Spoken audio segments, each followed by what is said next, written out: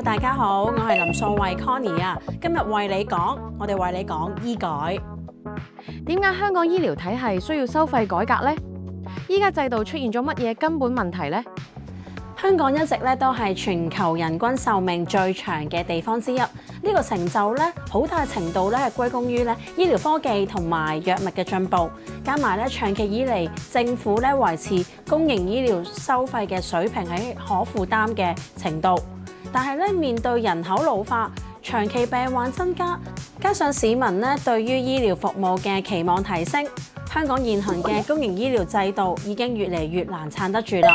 過度使用公營醫療資源嘅情況越嚟越嚴重，正因為咁政府先前提出要推行收費嘅改革目的係想透過價格嘅機制，將部分嘅病人引導去私營醫療或者係其他層級嘅服務機構。但問題係，究竟呢一場嘅醫改係咪真係做到分流嘅效果呢？呢一個係值得我哋深入去討論㗎。我哋見到制度背後有兩個深層次嘅問題。第一就係市民嘅價值觀同政府醫改目標之間出現咗落差。講到價值觀，香港社會其實長期存在一種公營廉價依賴症嘅情況。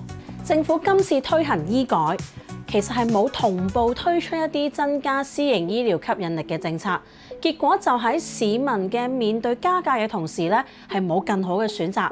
就算你點加價，只要私家醫療嘅收費依然係咁貴，市民就會話嗱，我寧願等耐啲，都唔想俾幾千蚊睇一次私家醫生。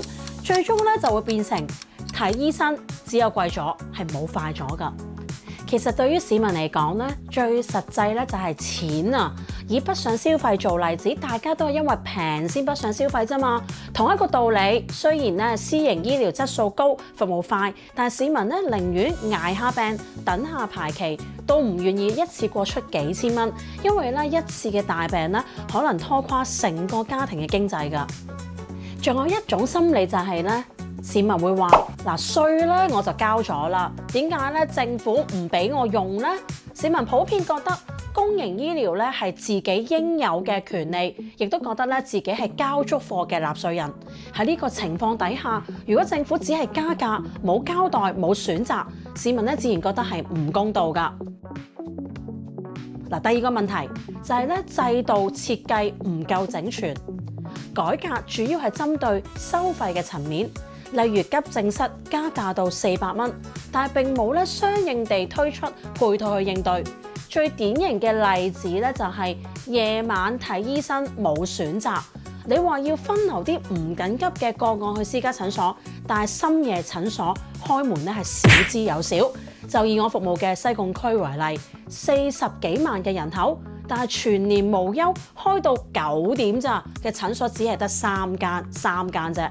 沙田區70萬人口，凌晨都仲係開緊嘅，只有2間，係開到凌晨1點。市民如果夜晚突然間唔舒服，唔通真係會瞓到第二朝先去睇醫生咩？所以就算係加價市民都會含淚埋單，因為根本就冇得揀。最終市民會點樣睇啊？就會覺得今次嘅醫改只係變相加價，完全冇諗過點樣改善服務，又或者點樣令私營醫療成為一個可行嘅選擇。欠缺整體嘅設計，冇公眾嘅諮詢，只會令信任進一步流失。